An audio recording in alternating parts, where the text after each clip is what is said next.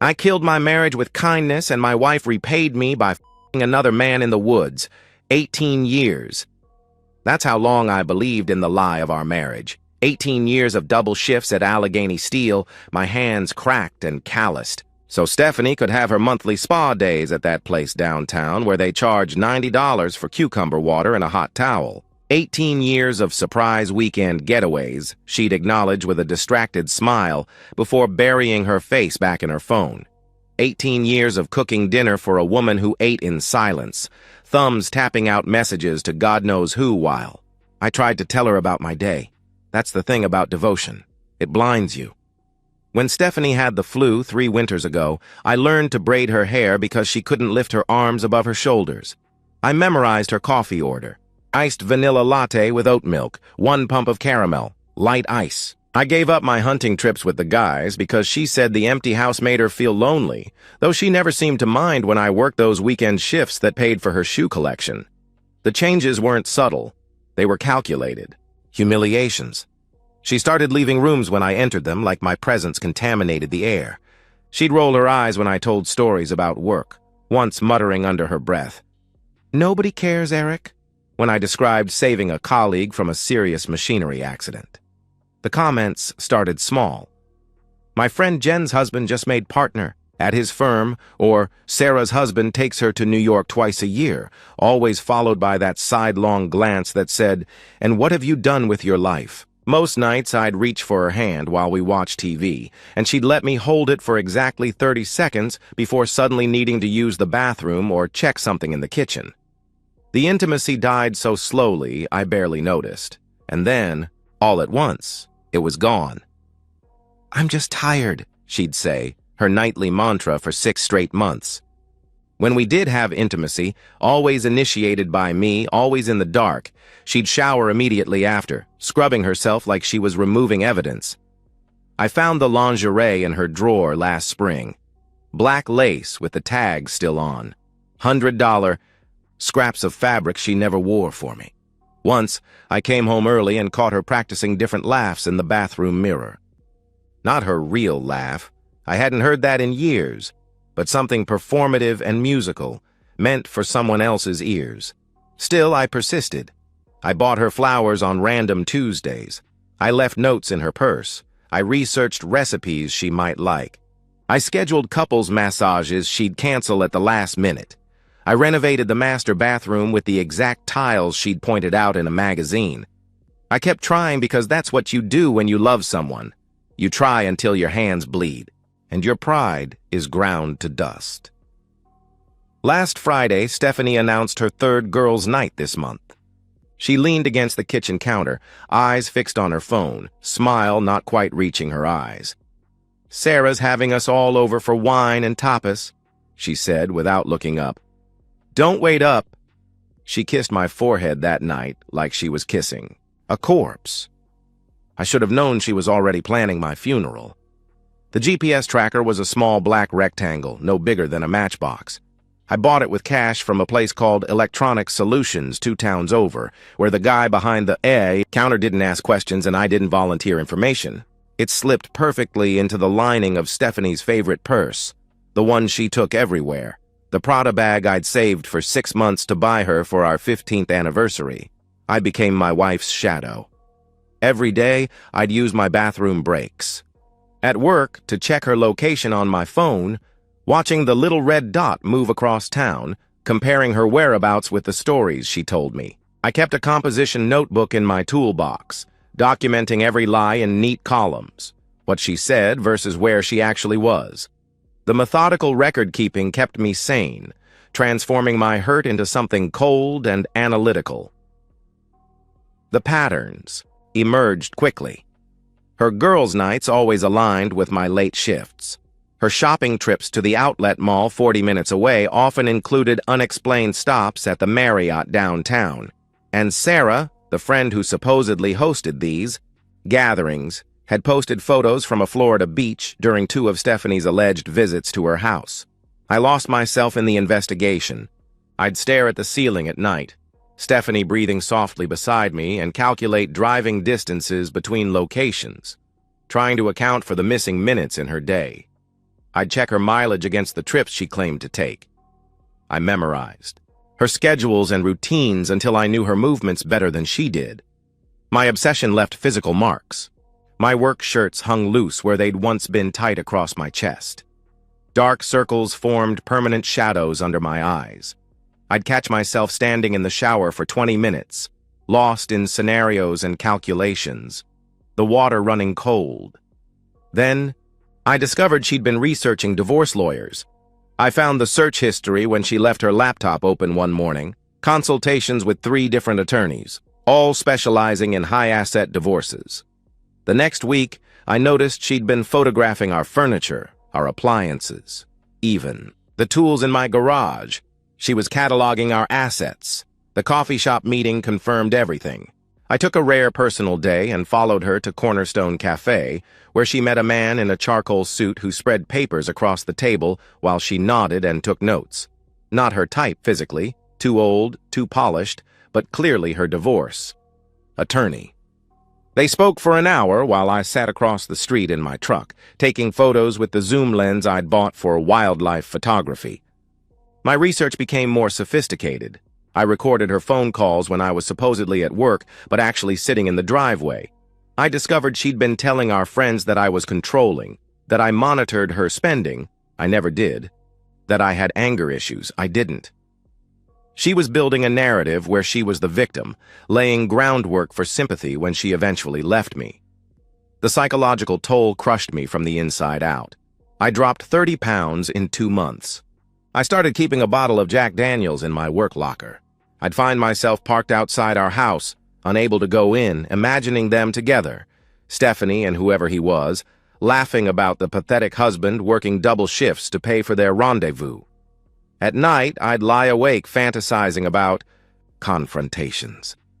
Sometimes I'd imagine calmly presenting my evidence like a prosecutor, watching her crumble under the weight of her lies. Other times, the scenarios were darker, bursting in on them together, my rage finally finding its target. But always, some rational part of me held back, knowing that acting without complete information would only give her the upper hand. Then came last Thursday. Stephanie announced she was celebrating Sarah's promotion with the girls downtown. But as I watched the red dot on my phone, it bypassed the restaurant district entirely and headed toward the mountains, deep into the state forest where cell service barely reached. I followed that red dot into the darkness, knowing that whatever I found would either save my marriage or destroy us both. The mountain roads twisted like snakes, each turn taking me deeper into unfamiliar territory.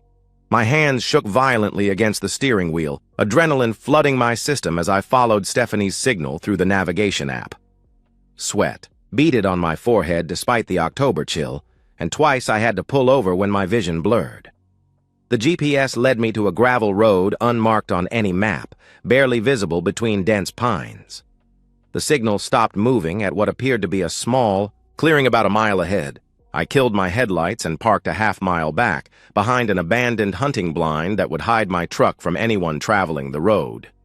The forest floor was soft and yielding under my steel-toed work boots, wet leaves muffling my approach. Each step required conscious effort. Part of me wanted to run back to my truck and drive until I crossed state lines, pretending I'd never seen the evidence mounting against my marriage. But I kept moving forward, guided by the faint glow of light through the trees ahead. The cabin materialized slowly, a modest A-frame with a wide porch and large windows, the kind of place wealthy people rent for authentic mountain experiences. A silver Audi was parked beside Stephanie's Lexus in the gravel driveway. I recognized that car. I'd seen it in the insurance company parking lot when I'd surprised Stephanie with lunch last summer. Dave Mitchell's car. The regional manager she'd mentioned casually over the years, always with that slight flush in her cheeks I'd chosen to ignore. I circled the property, staying within the tree line until I found a vantage point with a clear view through the picture windows. The interior lights were dimmed, but I could see everything with perfect, excruciating clarity. Stephanie wore the red dress I'd bought for our anniversary, the one she'd claimed was too fancy for anywhere we go. Her hair was styled in loose waves the way she knew I liked it, and she'd put on the diamond earrings that had been my Christmas gift 3 years ago. She was beautiful in a way that seemed weaponized against me, every detail of her appearance. A deliberate choice meant for another man's appreciation. Dave Mitchell was younger than me, leaner, with the kind of confident posture that came from boardrooms instead of factory floors. He moved with easy grace as he poured wine into crystal glasses. Our crystal glasses, I realized with a jolt. The set we'd received as a wedding gift that Stephanie had packed for polishing last week. They danced to music I couldn't hear, her arms wrapped around his neck, her head resting against his chest. She laughed. Not the practiced laugh I'd caught her rehearsing, but her real laugh, the one I hadn't heard in years. She fed him strawberries from a bowl on the counter, her fingers lingering against his lips. When they kissed, it wasn't the perfunctory pecks she'd been giving me. It was deep and hungry, her body melting into his with familiar ease, my chest constricted so tightly I couldn't breathe.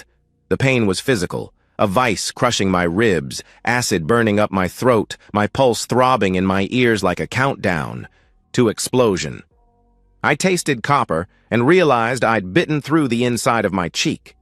Through the partially open window, their voices carried clearly in the mountain air. "Does he suspect anything?" Dave asked, his hands sliding down to the small of her back. Stephanie's laugh was brittle glass. "Eric? God, no. He's pathetic. Still bringing me those cute little gifts, thinking he can fix whatever's wrong," she replied with casual cruelty. She shook her head. "He actually braided my hair when I was sick. Can you imagine? Like I'm a little girl at summer camp." Dave pulled her closer. "How much longer do we have to wait?" he whispered. "The papers are almost ready," she answered, tracing his jawline with her finger. "Once everything's filed, I'll get the house, half his pension, and enough alimony to make sure we're comfortable. I'll be free soon." "What about the Denver offer?" Dave asked. "Regional VP position. We could start fresh." Stephanie's response cut through me like a serrated blade. "I can't wait to start fresh somewhere he'll never find me," she purred. I sank to my knees in the wet leaves, my phone clutched in my hand as I mechanically recorded video of their betrayal. My finger hovered over 911. I imagined the satisfaction of watching police cruisers arrive, emergency lights painting the trees red and blue, their perfect evening shattered by handcuffs and questions. But some survival instinct stopped me. Breaking. Down that door would make me the villain in her carefully constructed narrative, the unstable, controlling husband who stalked his wife. In a divorce court, I'd be crucified. I'd lose everything. So I knelt there in the darkness, documenting my own destruction, forcing myself to watch as 18 years of marriage burned to ash before my eyes. When they moved to the bedroom, I finally turned away. There are some things even a dying man doesn't need to witness. I thought watching her betray me was the worst pain I'd ever feel. I was about to learn how wrong I could be. I didn't sleep. How could I? I sat at our kitchen table. All night the house achingly quiet, surrounded by the evidence of my wife's betrayal. I laid everything out in methodical rows, printed GPS maps showing her movements over 6 months, screenshots of Sarah's Florida vacation posts contradicting Stephanie's alibis, photos of the cabin, and the damning video of my wife in another. Man's arms. By dawn, I had a roadmap for destruction. I'd copied all our financial records going back 5 years. I'd researched the top 3 divorce attorneys in the county and planned to call the best one the moment their office opened. I'd even drafted an email to a private investigator, attaching video clips that would make my case irrefutable. But at 6:47 a.m., as the first gray light filtered through the kitchen blinds, my phone rang. The caller ID displayed Regional Medical Center. "Mr. Lawson?" A woman's voice, professionally neutral. "This is Nurse Chambers from Regional Medical. Your wife, Stephanie Lawson, has been admitted following an incident. She's in stable condition, but doctors have asked that you come in as soon as possible," she explained. My first reaction wasn't concern or fear. It was cold, detached curiosity. about whether I was about to become a widower. "What kind of incident?" I asked, my voice steady, a pause. "A domestic incident involving firearms. The police are here and would like to speak with you as well," she replied carefully. The regional medical center was a sprawling complex of beige buildings connected by glass walkways. I parked in the visitor's lot, my mind oddly clear. Whatever had happened at that cabin, whatever domestic incident had put Stephanie in the hospital, had nothing to do with me. I was merely an observer now, watching the final act of a play I hadn't written. A stocky man in a rumpled suit intercepted me in the lobby, flashing a detective's badge. "Mr. Lawson, Detective Ray Coleman, County Sheriff's Department. Let's talk before you see your wife," he said. He led me to a small consultation room with outdated motivational posters and the lingering smell of antiseptic. What he told me over the next 15 minutes sounded like divine justice served by someone else's hand. Sandra Mitchell, Dave's wife of 22 years, had been tracking her husband for months, just as I had been tracking Stephanie. She discovered the affair, found the cabin, and last night she decided that if she couldn't have her marriage, nobody would. Mrs. Mitchell arrived at the cabin around 2:30 a.m., Detective Coleman explained, checking his notes. According to her statement, she'd been planning this for weeks. She brought a .38 revolver registered in her name and a file containing evidence of the affair. She kicked in the front door, shouting, and I'm quoting directly here, 22 years! You bastard! The detective cleared his throat. Mrs. Mitchell fired 4 shots. 2 hit Mr. Mitchell in the chest, killing him instantly. Your wife was hit once in the shoulder while diving behind the couch and once in the thigh while attempting to reach the bathroom. Mrs. Mitchell then called 911 herself, confessed to the shooting, and waited for officers to arrive while your wife received emergency first aid from the responding paramedics, he continued. I sat perfectly still, processing this information with a strange sense of detachment. Another betrayed. Spouse had done my work for me. The symmetry was almost poetic. Sandra discovering the same betrayal, following the same cabin road, burning with the same rage I'd felt just hours earlier. But where I had chosen restraint, Sandra had chosen retribution. I need to ask, Mr. Lawson, the detective continued, studying my face carefully. Did you have any knowledge of your wife's relationship with the deceased? I measured my response carefully. I had suspicions recently. My wife has been distant, secretive about her whereabouts, I answered truthfully. I paused. I never met Mr. Mitchell personally. Technically true, though I omitted the fact that I'd been standing in the woods outside their love nest just hours before the shooting. And your whereabouts last night? He asked. Home. Alone, I replied. Also true. I'd driven straight back after witnessing their betrayal, the evidence of my tracking safely locked in my truck's glove compartment. The detective nodded, apparently satisfied. Your wife's injuries are serious but not life-threatening. She'll need surgery on her shoulder and the bullet fractured her femur. She's been asking for you, he informed me. I nodded, playing the role of the concerned husband. What happens to Mrs. Mitchell? She's in custody, charged with first-degree murder and attempted murder. Given her confession and the premeditated nature of the attack, she's looking at substantial prison time, he answered. I signed the necessary paperwork with mechanical precision. As the detective walked me toward Stephanie's room, I found myself oddly grateful to Sandra Mitchell. She had done what my better judgment had prevented me from doing. She had delivered justice with a clarity I couldn't have achieved.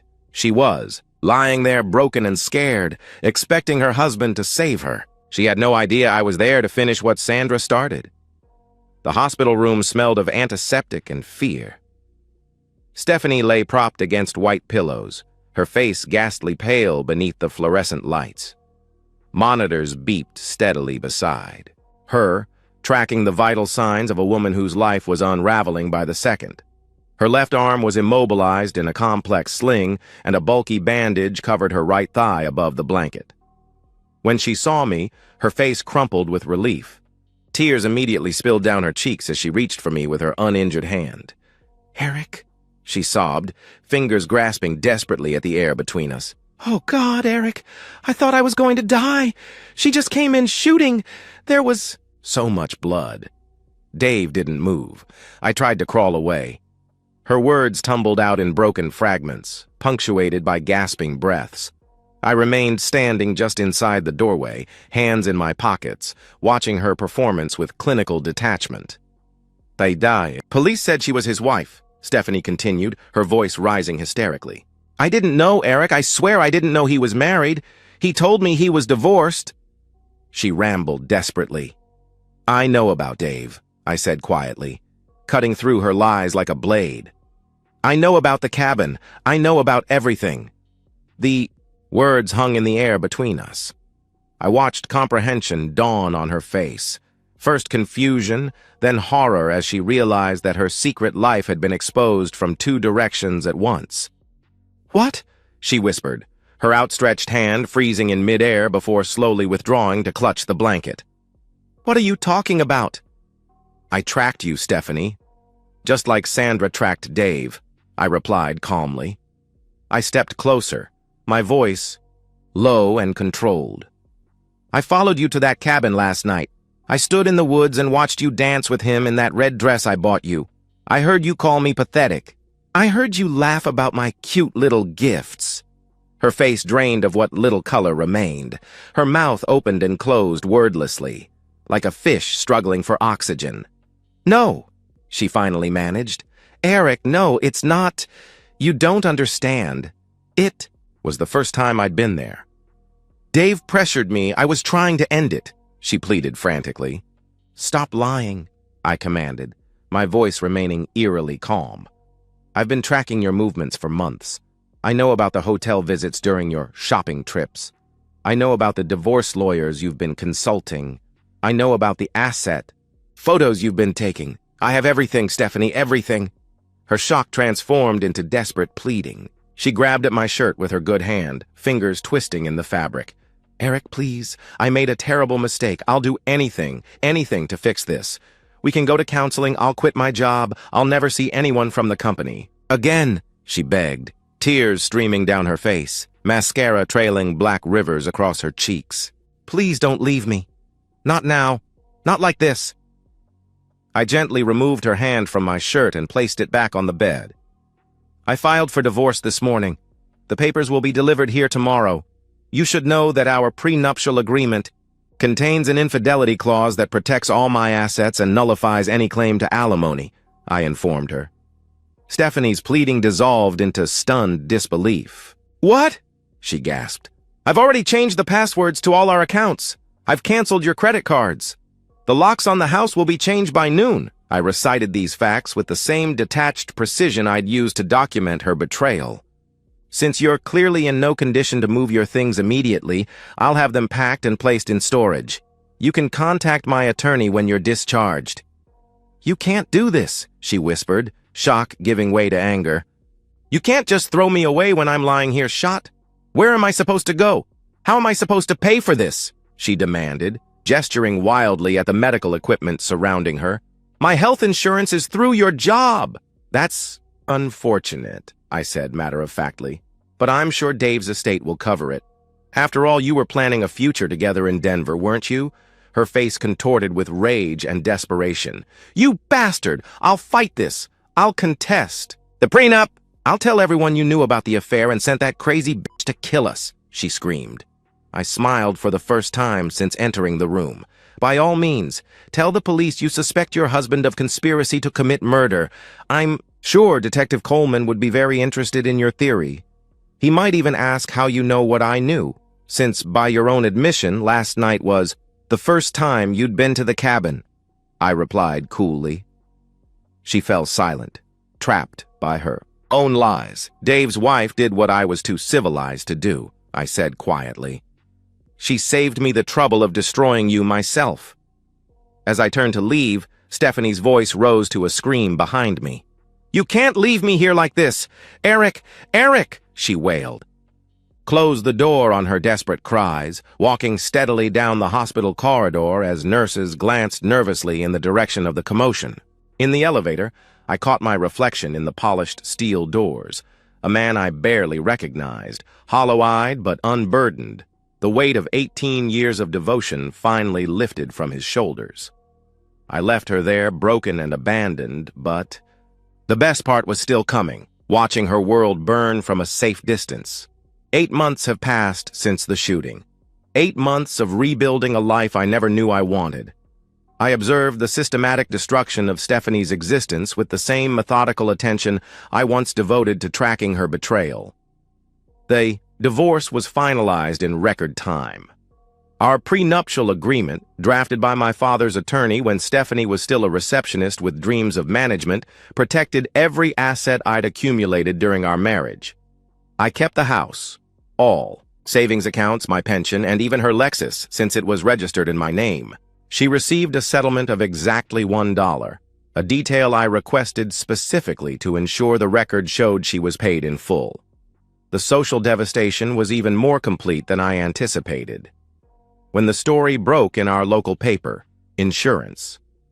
Executive killed in love nest. Alleged affair ends in bloodshed. Stephanie became a pariah overnight. Her family, the devout Catholics who had welcomed me so warmly at holiday gatherings, publicly disowned her. Her mother was overheard at Sunday Mass calling her daughter a disgrace to the Rossi name, and her father hung up when she called from the hospital. Her career imploded spectacularly. The insurance company fired her immediately, citing their morality clause and the negative publicity surrounding Dave's murder. No other firm in the industry would touch her. The scandal had spread through professional circles like wildfire, her name becoming a cautionary tale at corporate retreats. Sandra Mitchell's case became something of a sensation. She pleaded guilty to voluntary manslaughter for Dave's death and aggravated assault for Stephanie's injuries, receiving a 12-year sentence with possibility of parole after 8. What no one expected was the groundswell of support from women across the country. Betrayed wives who saw in Sandra a folk hero who had done what they only fantasized about. Her story inspired a podcast, a Lifetime movie, and even a support group for survivors of infidelity trauma. Meanwhile, Stephanie's life collapsed into something unrecognizable. She lives in a studio apartment above Mario's Pizza downtown, working night shifts at the Sunoco station on Route 16. Her medical debt from the shooting exceeds $200,000, and without insurance, she's been reduced to setting up a GoFundMe that raised a pitiful $347 before stalling. The physical therapist I sometimes see at the gym tells me her shoulder will never regain full mobility, and she walks with a noticeable limp that worsens in cold weather. I kept the house but couldn't stand the ghosts it contained. I gutted it room by room, replacing everything she had touched. New furniture, new kitchen, new master bath with different tiles than the ones I'd so carefully matched to her magazine clippings. I painted over her preferred earth tones with cool blues and grays. I removed every photograph, every memento, every trace of our life together until the house became a shell I could rebuild in my own image. At work, I accepted the foreman position I'd been declining for years, no longer needing the overtime that had funded Stephanie's lifestyle. My colleagues treat me with a respect tinged with caution, the man who survived both betrayal and scandal with his dignity intact. My neighbors nod appreciatively when I mow my lawn or shovel my driveway, the daily routines of a man who needs nothing more than his own company. Sometimes, late at night, I think about how Sandra Mitchell and I are connected by the same wound, the same rage, the same broken trust. I wonder if, in another life, we might have recognized that connection before it led to bloodshed. But that thought passes quickly. What happened at the cabin was justice of a sort. I never had the courage to deliver myself. I didn't need to destroy Stephanie. She destroyed herself. Sandra Mitchell simply lit the fuse, and I had the good sense to stand back and watch the explosion from a safe distance. In the silence of my rebuilt home, I've found an unexpected peace. I no longer look for lies in casual conversations or search for betrayal in ordinary absences. I no longer braid anyone's hair or memorize coffee orders or sacrifice my own needs for someone else's comfort. The knowledge that I survived Stephanie's betrayal, that I emerged not just intact, but victorious, has become its own kind of freedom. I didn't kill my wife. I didn't have to. I simply stepped aside and let karma do the work for me. And that's the end of today's story. If you enjoyed it, please give this video a thumbs up and drop a comment below. Your support helps the algorithm push my content further. If you're new to the channel, don't forget to hit that subscribe button. It really helps me keep creating more stories for you. Thanks for watching, and I'll see you in the next one.